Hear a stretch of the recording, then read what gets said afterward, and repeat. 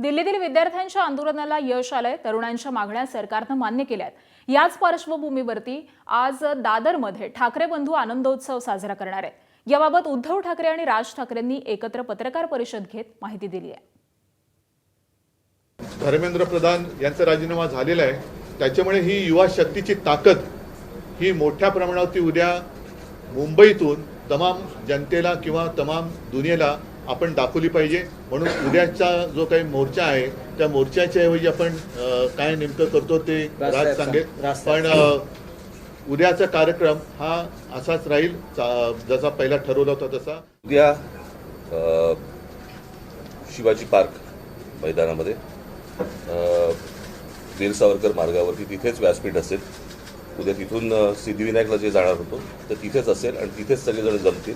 कुठच्याही गोष्टीला मस्तवालपणे उत्तर देणारं जे सरकार आहे त्या सरकारला माघार घ्यावी लागली एवढ्या मोठ्या प्रमाणावरती। एवढं मोठं आंदोलन आज देशभर उभं राहिलंय आणि त्याचा जल्लोष मला असं वाटतं होणं गरजेचं आहे आणि त्याच्यासाठी म्हणून उद्या सगळेजण शिवाजी पार्कला तिथे जमतील। तो पिक्चर मधला कुठला होता ना, एक मच्छर साला आदमी को, यशवंत सिनेमाचा, तसं एका झुरळाने हुकुमशहाला झुकवलेलं आहे।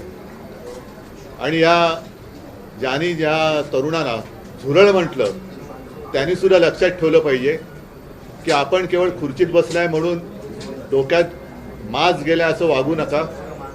देशातली युवा शक्ती ही जर का एकत्र आली तर काय करू शकते त्याची झलक आहे।